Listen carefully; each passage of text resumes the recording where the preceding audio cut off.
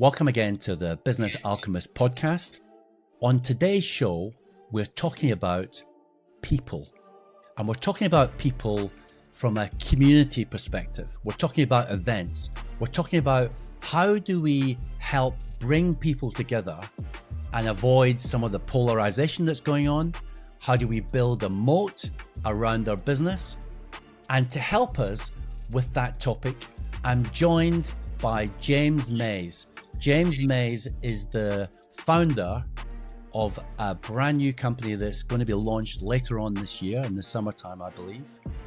And the company's name is Rodeo.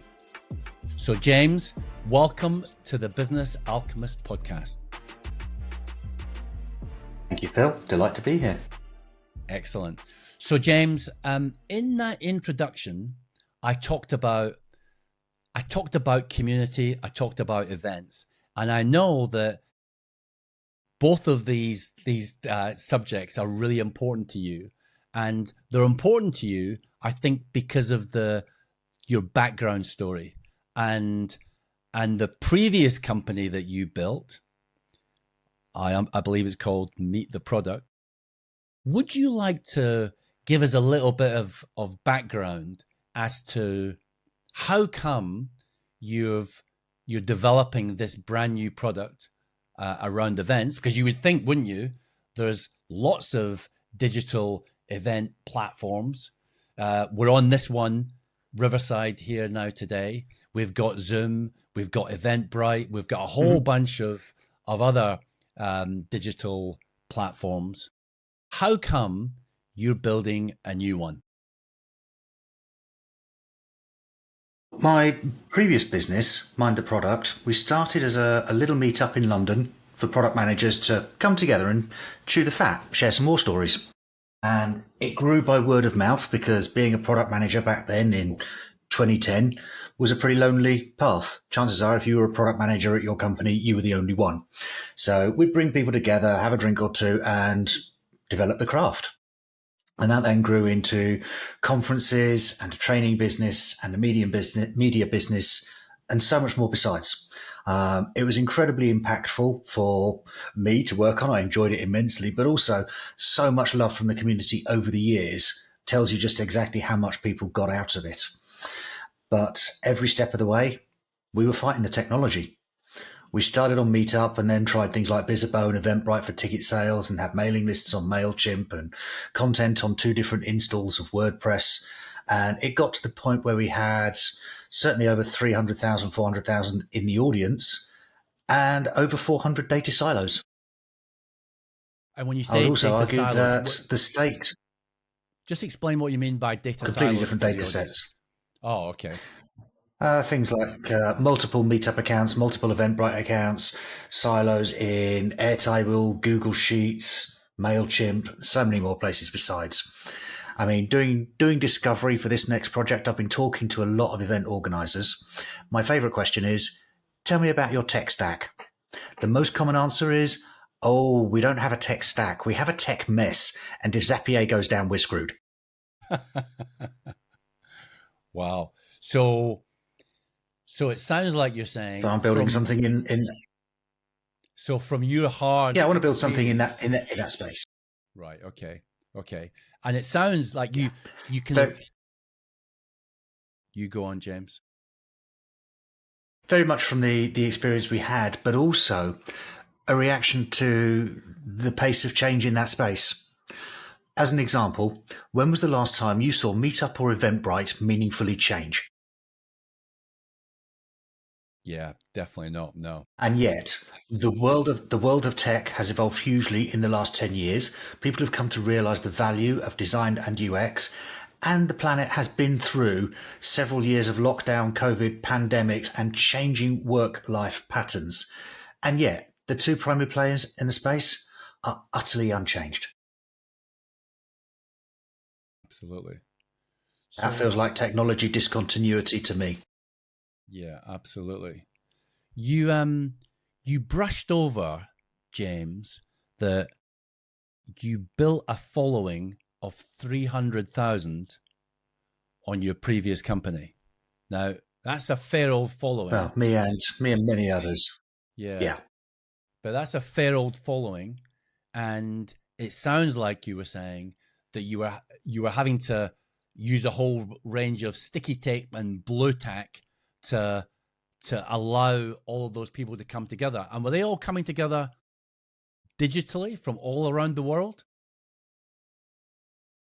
We did both. So there are occasions where we hosted digital events, particularly through COVID, using a few different platforms. But the events themselves started as physical events, a little meetup in London that then spread. And likewise, the first conference was in London and then in San Francisco, Singapore, and others.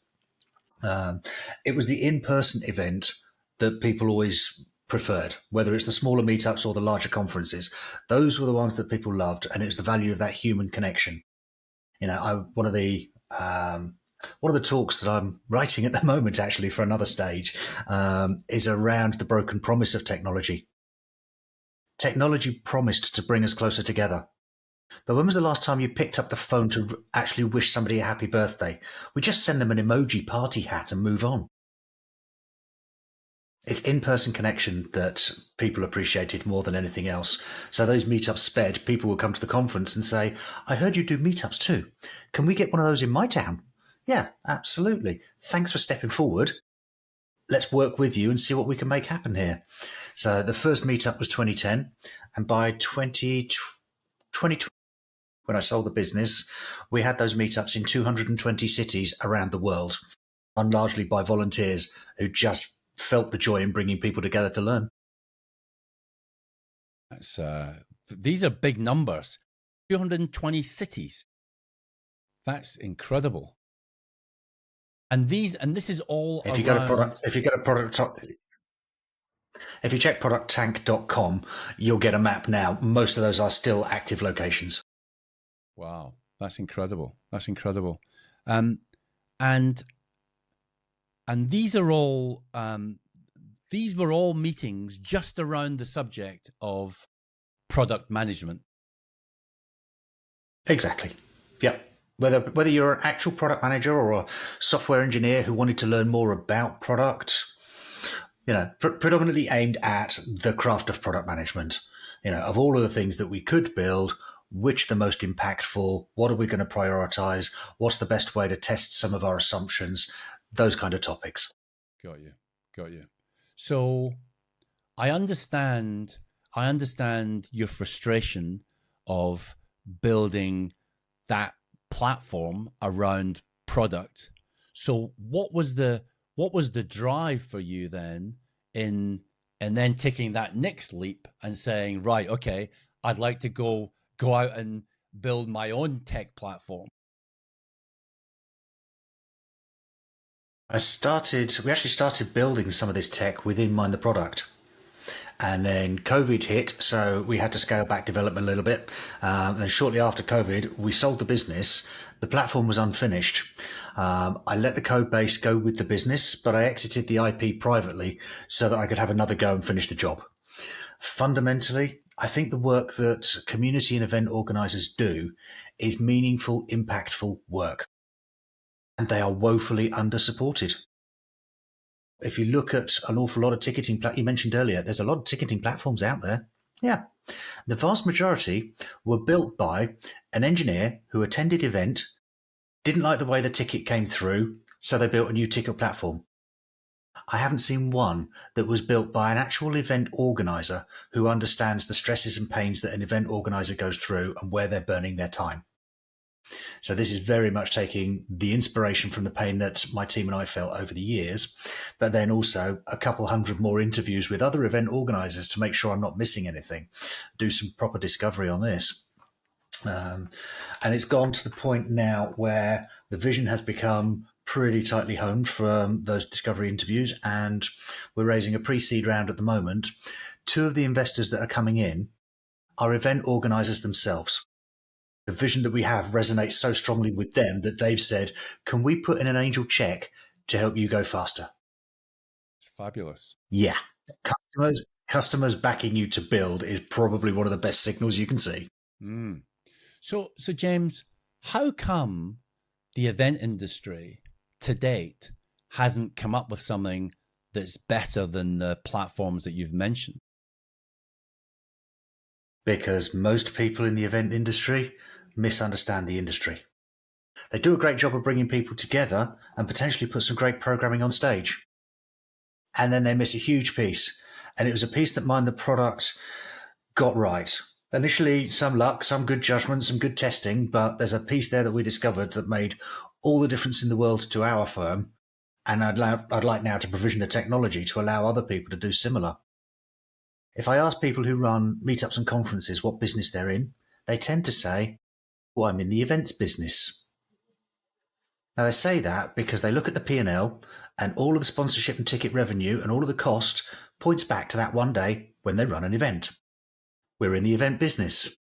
Are you? Or is the stage just another channel for content?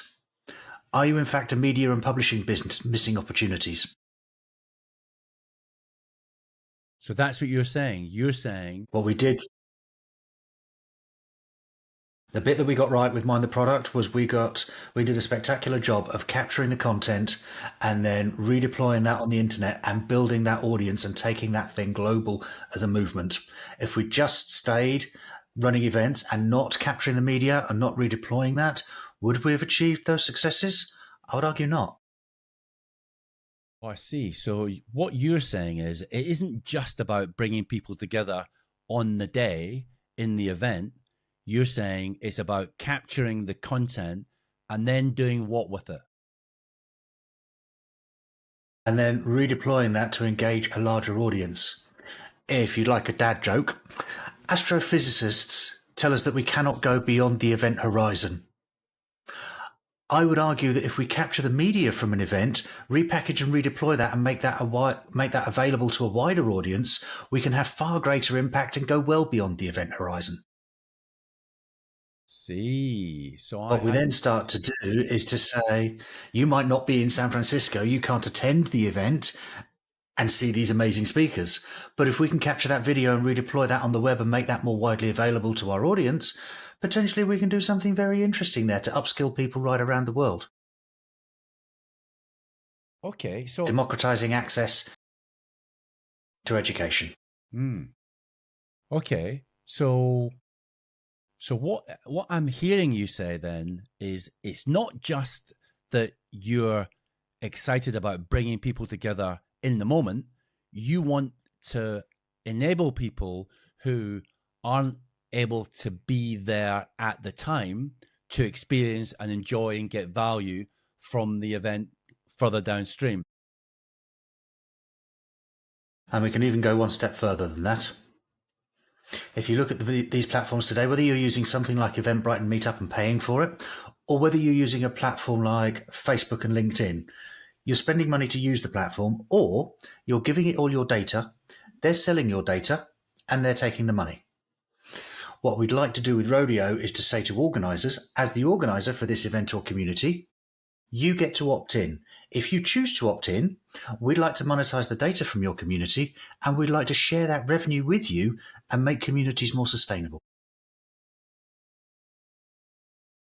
It doesn't matter which side of the political divide you sit. I think everybody can agree that at the present time, the world is more polarised than ever. And one of the reasons for that is the angry people sitting behind keyboards who hurl information across the internet and insults and don't engage in person. You don't see that behaviour in person. People turn up and respectfully debate with one another. So the more we can bring people together, especially after COVID, the better for society. Now, if we can use this platform to say, we're going to grab the same data that everybody else does, and we're going to monetize it in the same way that everybody else does. But the difference is we're not giving it to Zuckerberg. We're going to keep some to pay our bills, and we're going to give some back to community organisers to actually repay you for the time that you put into building these things. I've seen so many good meetups wither away and die because the organiser puts in hours every week, gets nothing back, struggles to find a sponsor to pick up the cost of some pizza every week, so they just fade out. Now, if we can say to them, hey, we managed to sell a chunk of your data this month, we got $300. Here's 200 coming back your way to put on pizza and beer for the next meetup. Suddenly that changes the game a little bit. There is so much that could be done in this space. Wow. So, but like I say, very few people. Very few people have the background in actually event and community organising, so they don't fully understand the pains and the troubles. And also, having run that thing for a decade around the planet, I have a better network than most with which to build and launch this thing. Wow. So this We isn't also just went a about little step. this isn't just about Sorry, go on. this isn't just about building a profitable business. It sounds like you're driven by a bit of a mission and a purpose that you Absolutely. clearly do Yep. believe that the world would be a better place if we had more communities and more supported communities. So that it sounds like that. My guess is that's perhaps what's driving you more than anything else. Absolutely. I sold a business previously. People have asked me, you've sold a business already and you had a bit of a health hit this last year or so. Could you not afford to just step down? And the answer is, yeah, I probably could. But I don't trust anybody else to do this in quite the way that I would. I don't know anybody else who's seen the pain in quite the way that I've seen it. And it's good for me to have this focus and put this drive into something. And I've assembled a team of co-founders that is about as hot as it's ever going to get. One of them, Josh, background in product and operations, but particularly in things that scale. He spent some time with government digital services and then also with a little operation called Comic Relief. That, for those who don't know Comic Relief, it's a charity event in the UK. It runs one major night of the year. And in that one night, it generates the equivalent of 6 months Amazon UK revenue. Josh is joining the team to bring serious scale. Last general election, he was a huge community activist and changed votes. So Josh understands scale in a way that few people do. Our other co-founder, Andy, I am of the opinion that almost everything in the world of event tech looks like the back end of a horse. It's horrible stuff. It really is nasty. Some of Andy's previous assignments include CTO for a video AI firm, and prior to that, a stint as a design strategist with Spotify. Let's actually build something in event tech that people look at and say, yes, I can understand what I'm supposed to do here. This is usable. Wow. Well, that's very impressive people you've got there in your founder camp. I can't see. I've what's known going to Josh hold for you 20 back. odd years. Wow. Yeah, that's We've been waiting for the right thing to collaborate on. And this came up. I'm like, yes, that's the one. At which point, Josh's first shout was, I know a fella called Andy who would be perfect for this. Let me make a call. that's fantastic, fabulous. At that point, So, we're off to the races. so James, it might be just worth mentioning then, and talking a little about. You've brought up your the health issue that you've got. It might be worth just touching on that quickly, because again, it sounds like you're also driven a little bit by that backdrop, also, yeah. Yeah, absolutely. So we were going to get going at pace on this last year. But after an optician's appointment, public service announcement, don't skip your eye tests. They can find more than you believe. I have a friend who discovered high cholesterol, another friend who discovered diabetes. Personally, eye test January last year. Mine picked up a brain tumour. So for most of last year, we went a little bit more slowly while I took care of business on that front. So I'm now very much back at it. And while going through treatment for that, we managed to put together the pre-seed round. So that'll be closing in the next few weeks. We are mostly there with that, but also published the book. So for those watching who are into the community and events side of things, look me up on Amazon. I basically wrote the story of the journey from meetup to millions, a little meetup to millions of people around the world. It's a mixture of some of the stories from the minor product journey, some of the stuff we tried, some of the stuff that failed, things we learned, the occasional funny story. But if you're into community and events, then I hope you find it useful. Yeah, that's great. And that's called Meetup to Millions, yeah? That's the one. Yeah. Now, I Like I say, that understand first meetup was 20 people. 20 people. Wow. Yeah. And that went from 20 to you ended up with about 300,000 you were explaining, yeah? So it's about 300,000, I think. Yeah, but Meet Up to Millions was a more fun title to roll off the tongue. Yeah, no, that's fantastic. Now I understand you've got another book coming out down the track, and I think that's called Yep. Seed to Synergy. Yeah. It is working on that one at the moment. So yeah, one of the things that we had with the product management events is you're constantly listening to some of the best startup founders and product speakers around the world. Almost every event we had, one thing was said at some point by one speaker: you do not spend enough time talking to your customers. Literally every firm, every startup out there is guilty of this. With events, you have a secret weapon. You get to meet with your customers in person on a regular basis, have a chat, see what's bugging them, what's grinding their gears, what's causing them pain, what's wasting their time, and really develop that understanding of how you can help them, i.e., build something meaningful that solves a damn problem. So with events, we had that as our secret advantage. So what I want to do with the next book is, following on from Meet Up to Millions, with Seed to Synergy, talk about how tech companies can potentially build communities, even anchor them around events in order to build customer advocacy, greater customer loyalty, get closer to their customers, develop that synergy. And that should then become a significant unfair advantage. You can see it with certain companies already who have built that kind of community, some who run events, some who run DevRel programs. There's a variety of different ways of doing it. But to me, there's more to cover on there, and I have opinions that I can share. Fantastic. So, what would you say? What are the principles that companies should be thinking about when it comes to building a community around their companies? Start with the discovery. Aside from your product itself, what is it that's keeping your customers up at night? What concerns them? What worries them? Where do they need support? Is it peer support? Is it frameworks and techniques? What kind of learning and support do they need? And put that at the heart of the event or the community. And immediately people are getting value, they are engaging, and they are, frankly, appreciative of the effort that you are putting in to support them with more than just buy my software. And how does a company start doing that? So they may have, I don't know, a few hundred customers. At what stage should they start thinking about putting events together for them? It can be any stage, to be honest. I've seen some go super early and say, we're going to run our first event and it's going to be a launch party.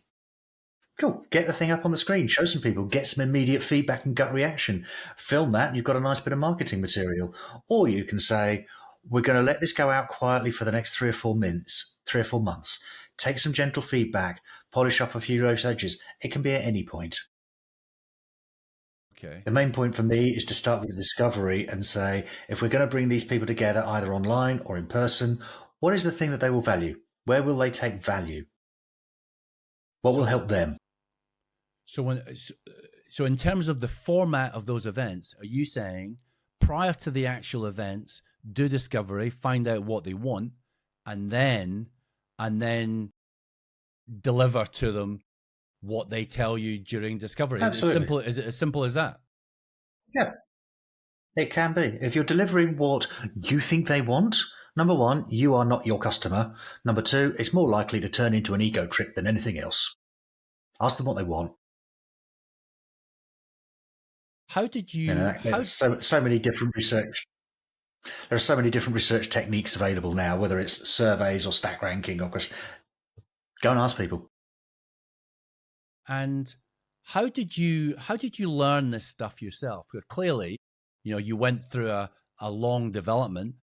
How did you discover Yeah. that how did you discover that doing it this way worked?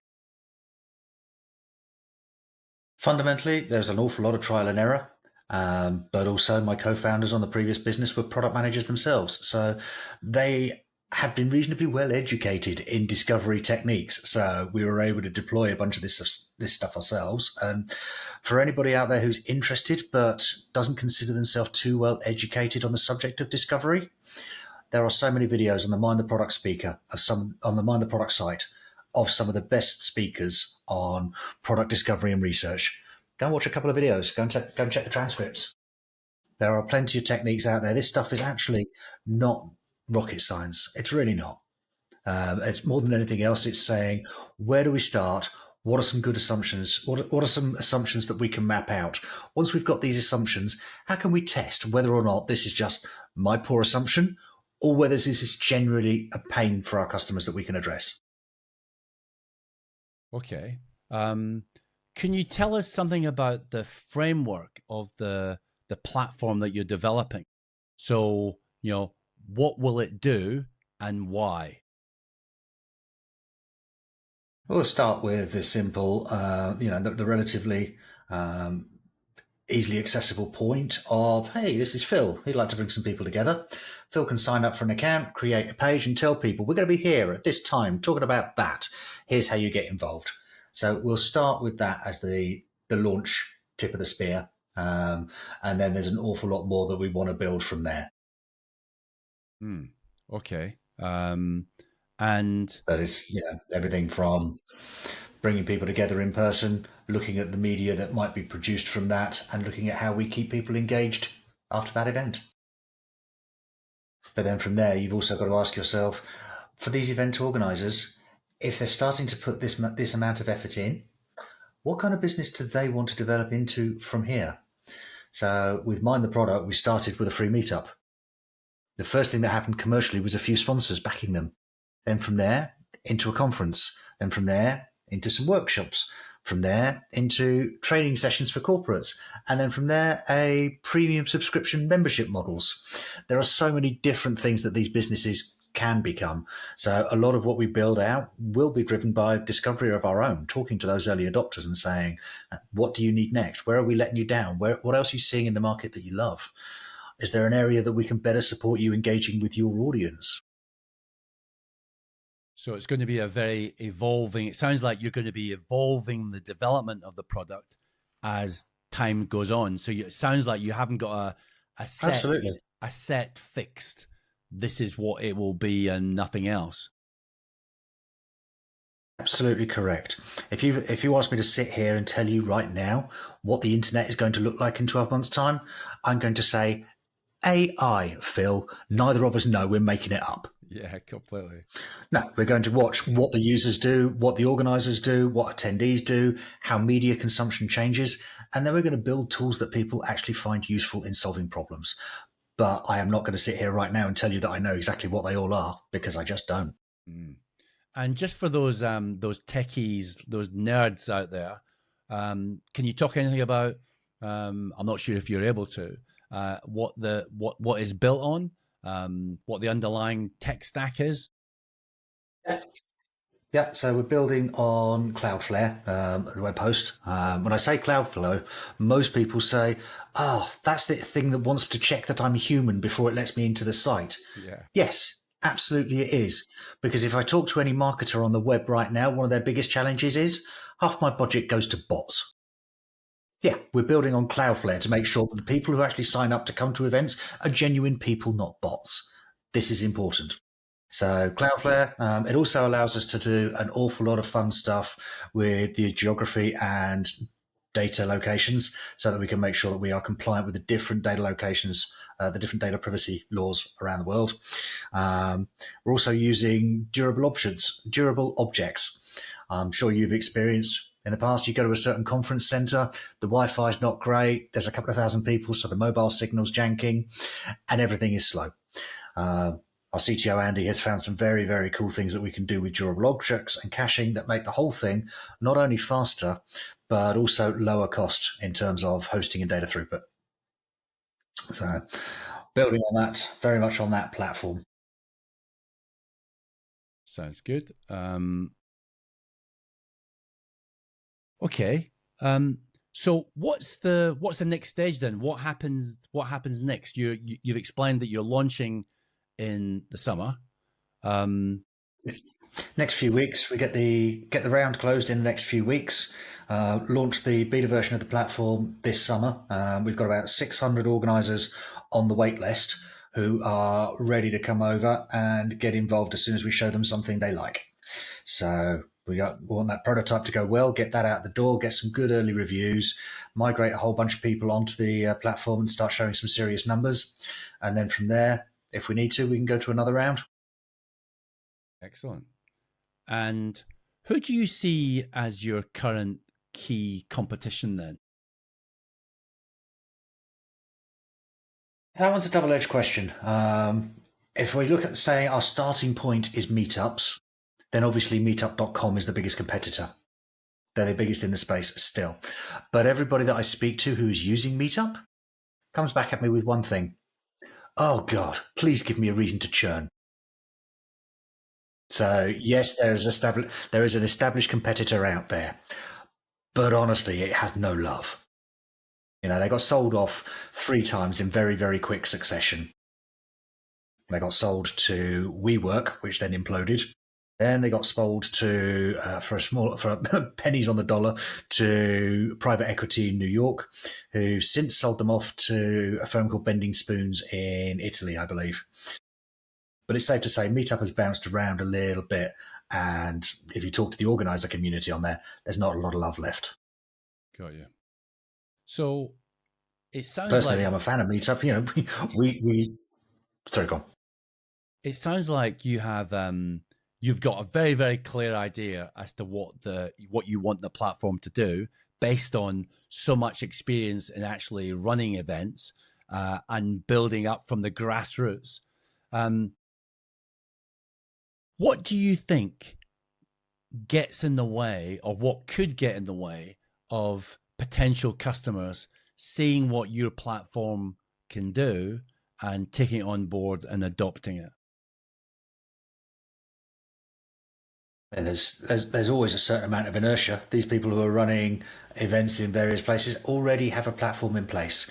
They're probably not ecstatic about it, but they will have found the workarounds that make it work for them right now. Now, that might be an awful lot of sticky tape and glue and Zapier and spreadsheets, but if they've got a thing that runs, they may well just keep running with that. You might also find, I suspect, over the next year or so, that an awful lot of that sticky tape is transformed by agentic AI and people running various things in the background to make their lives easier. That's great. That might well prove that some of them stick with their current tech stack for a little longer. But at the same time, most of those platforms have horribly outdated UX, and you're now stitching it together with agentic AI. This is not a great experience for a time-poor organizer who's constantly facing down another deadline. So I think one of our unique advantages will be in the shape of Andy and the UX that he brings and the way that we can stitch this stuff together and actually make organizers' life that little bit more bearable. Not only will we be able to save them time, we'll be able to make a platform that is more usable and then also potentially generate some revenue for them as well. Okay. So yeah, there are certainly going to be barriers. Every new business has barriers. I think if anybody walks out there and says, we have no competition, there are no, yeah, try again. Yeah, absolutely. So, okay. Who would you say then are do you see your first line of customers being event organizers or companies that are looking to build communities and followings themselves?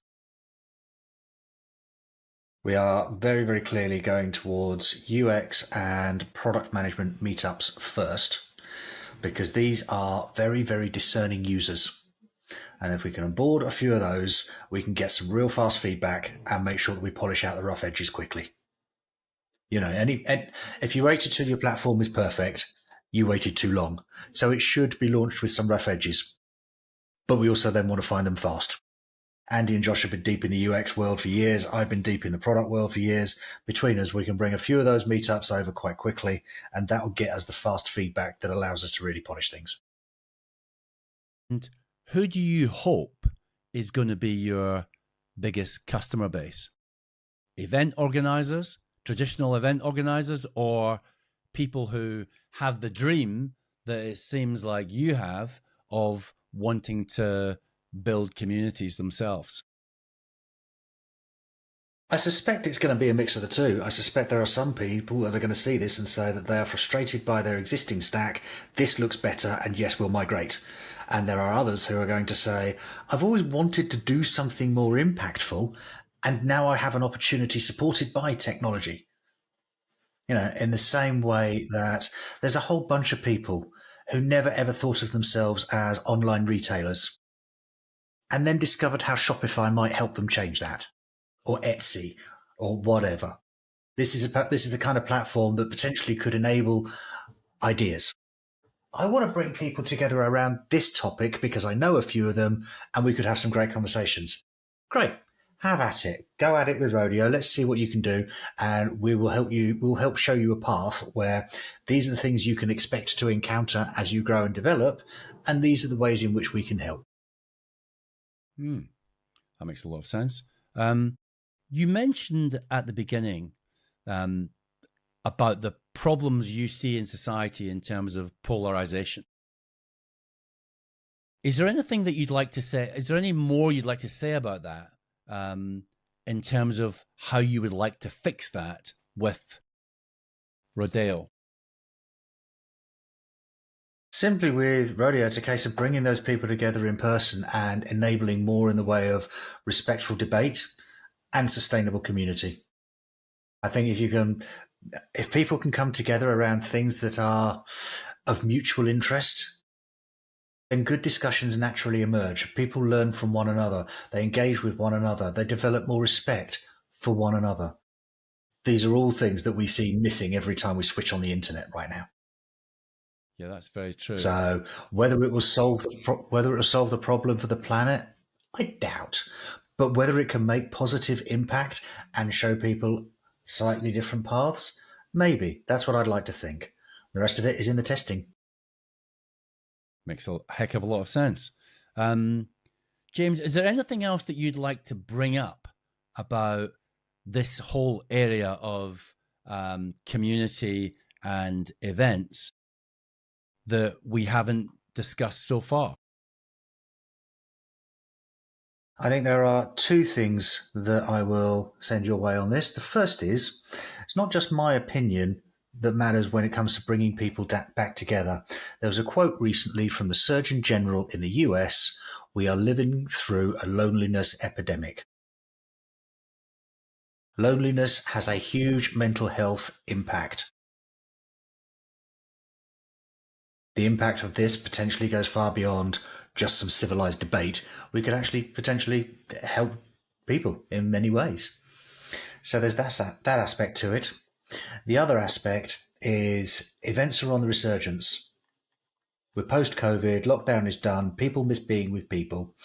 So events are resurging. The technology hasn't really changed in decades, frankly. So that needs addressing. But more than that, I'm going to assume you're familiar with the name Sam Altman.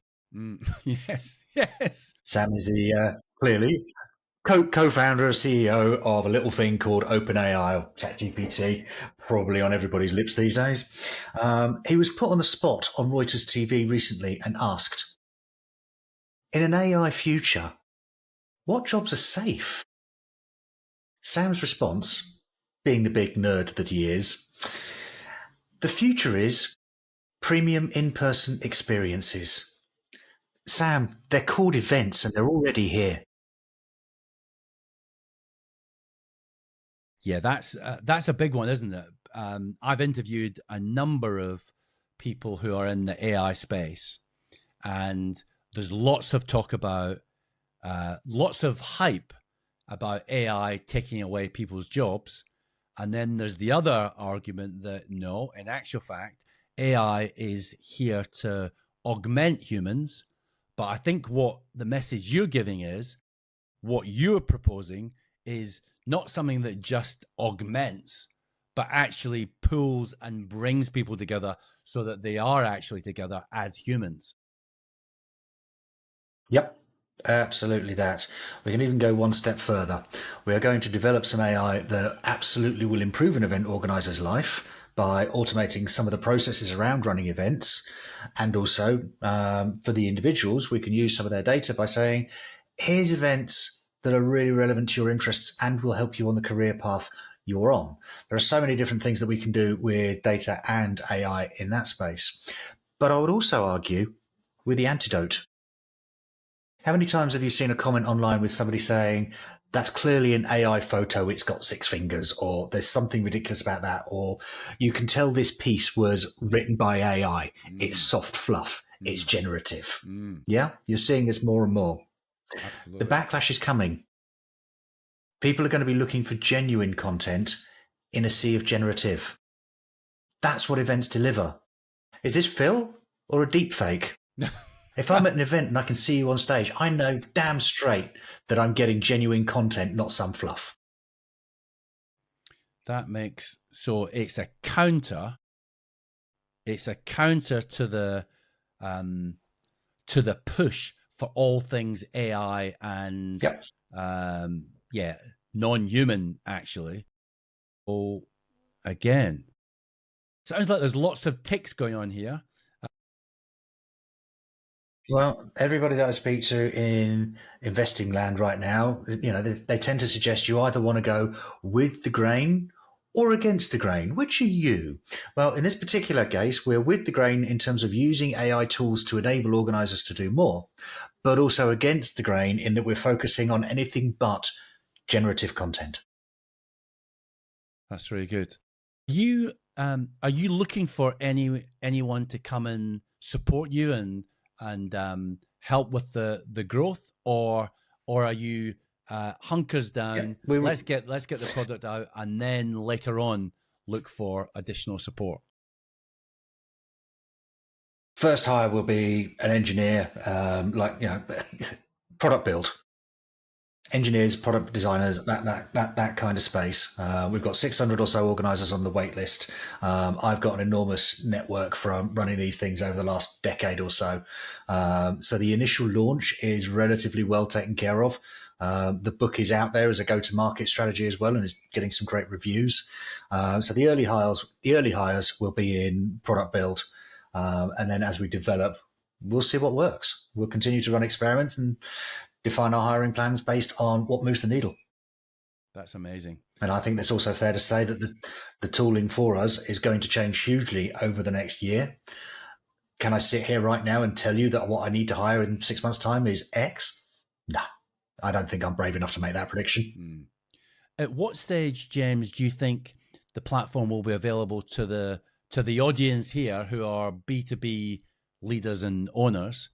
What's your estimate as to when it will be available for them to experiment with and potentially use? It'll be available for early signups and experimenters this summer. For those who want to run a small meetup and their expectations are fairly low, I suspect they'll move fairly swiftly. For some of those who are running SaaS firms and actually want to build communities on this platform as defensive moat and customer advocacy, chances are the first version you'll say, yeah, this is useful. I can see where it's going, but I need more. What we have then is a plan for some serious data and analytics that will be built out thereafter. So for some of those folks that you're talking about, it won't be the first release of the product thereafter. It'll be something a little further down the line where we can offer them significantly more insights. So in the meantime, is it possible for people to get on the wait list in the meantime? Yeah, absolutely. I will drop you a link that you can put in the comments when this goes out. Fantastic. That'd be great. So the book is Meet Up to Millions. It's on Amazon today, yeah? Yeah, absolutely. And we're going to give people the link. Could you shout out that link now, just in case, for those people who maybe don't see the link? Howdy.rodeo. Howdy.rodeo. And that's rodeo spelled RODEO, yeah? That's the one. Fabulous. Let me just check that. No, that's not working. I suspect my CTO is tweaking something in the background. Yeah, we're on the Rodeo domain, but I will drop you a link straight after this and you can drop it in the comments. That's great. That's fantastic. Okay, James, is there any... this sounds like a platform that is well needed. I can think of nothing better than a place where people can get together, both digitally and physically, that we can support organizers in their space with some additional funds to keep their meetups going. I think it makes incredible sense. I think that for someone who's been through what you've been through, I can't think of anyone better to build a platform like this. So I think that's really commendable. And I think the fact that you're doing it against the backdrop of a serious health condition is also amazing. So I just like to thank you, James, for what you're doing. I wish you every single success, and I look forward to getting on that platform myself and hopefully hosting a meetup myself, and maybe a big one going forward into the future. And I'll take any advice you can give in terms of building community around my little podcast. First and foremost, keep it authentic. People love Product Tank because we put product speakers on stage talking about product things and sharing sharing their own credible, authentic stories, being vulnerable, allowing people to learn from their mistakes. Yeah, that's so often that is the heart of the thing. Yeah, that makes a heck of a lot of sense. Well, James, thank you so much for your time on the Business Alchemist podcast today. If anyone, and I'm sure there'll be lots out there who want to get in touch with you, we're going to drop the link to howdy.rodeo, if that's actually the link. In terms of getting in touch with you. It's in your chat now, and I just tested it. Fantastic. That's great. I'll take that and I'll drop that in the comments afterwards. Is there, if people want to speak to you directly, is the best way to do that via LinkedIn, or is there any other way that you would suggest? Yeah. No, LinkedIn's good. I'm pretty active on LinkedIn. I'm not hard to find. And likewise, if there are any in your audience who like to write the occasional angel check and think this is interesting, we have a few tickets left. That's great. Excellent. Well, listen, James, thank you again for your time. I look forward to hearing about the success of Rodeo, and all the very best going forward. Thank you. Thanks, Phil. Take care.